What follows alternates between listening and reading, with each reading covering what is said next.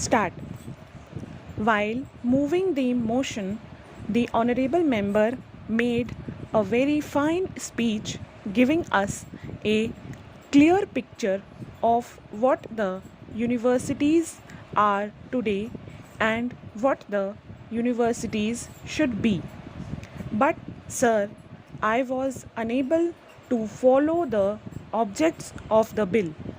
The aims of the bill do not seem to be clear even to the framers of the bill.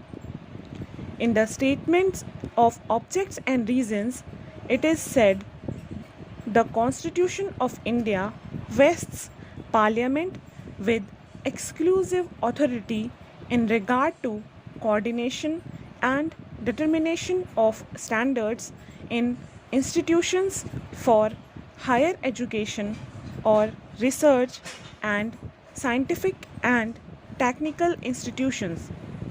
It is obvious that neither coordination nor determination of standards is possible unless the central government has some voice in the determination of standards of teaching and examination in universities, both old and new.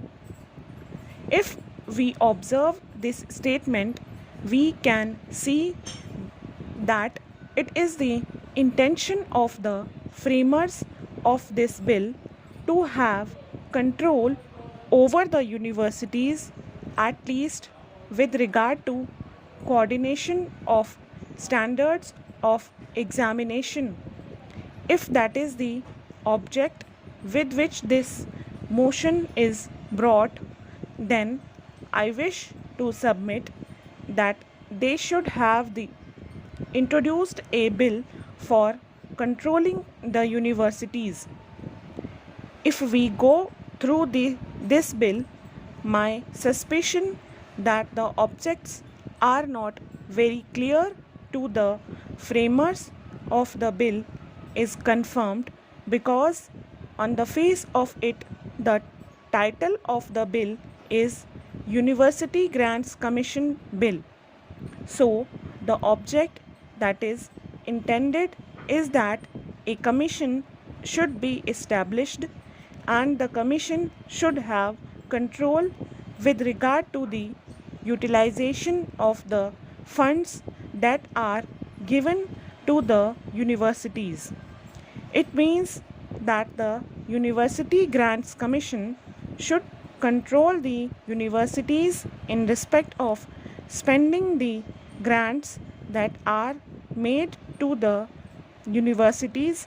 But if you look at the provisions of the bill, they go far beyond this. Several clauses are provided here not only for universities which receive grants, but for all universities which have been asked to furnish particulars to the commission and to observe certain other conditions. Then they will also be made liable to certain penalties in case they fail to submit returns. I could have understood if these clauses were made applicable only to universities which receive grants, but it is not so. As per definition, university means a university established or incorporated by or under a central act or a state act under the concurrent list. So, I wish to know from the honorable members what exactly is the object of this bill. To have some sort of control over universities, to regulate the universities, then I am afraid this bill will not do. He must bring forward another bill called the Universities Bill, in which they can have any provision to assume control over universities to any extent.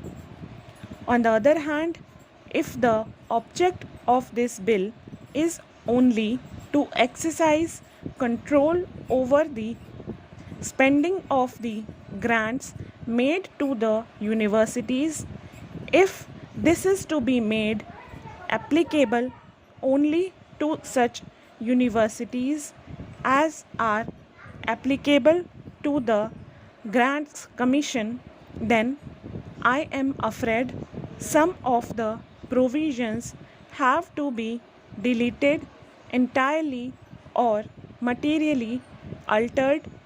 This point I wish is to be made clear. Coming to the composition of the commission, it has already been observed by some of the honorable members that the number is either small or large. One lady member said that the number is small, while another honorable gentleman said that the number is large.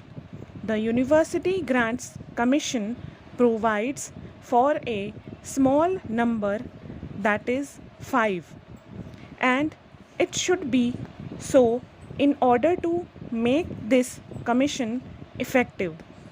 Sir, I wish to submit that the number should not be large. We all know by our experience in the working of committees and commissions that a large commission or committee means only procrastination or delay in working. If the commission is large, the quorum will also be large, and members may not come, and therefore meetings will have to be postponed and delayed. In the interest of success of this University Grants Commission, it should be an efficient body. It must be a small body. I think 5 would do, and I wish to direct the attention of the committee to this aspect. The members of this body should be very eminent educationists. With regard to composition, a provision is made for appointment of members from among the vice chancellors of universities. That is provided in subclause A of clause 5. Sir, this is a matter which involves a very great principle when universities are applicants for grants. Would it be advisable to put the vice chancellors of those universities on the commission? We want this University Grants Commission to be an impartial body. We want the members of this commission to be above all influences. Even the Honorable Parliamentary Secretary would move this motion has admitted that the University Grants Commission should be above politics and above all favoritism. If we have to do it, there should be no subjective element in the composition of the commission. Stop.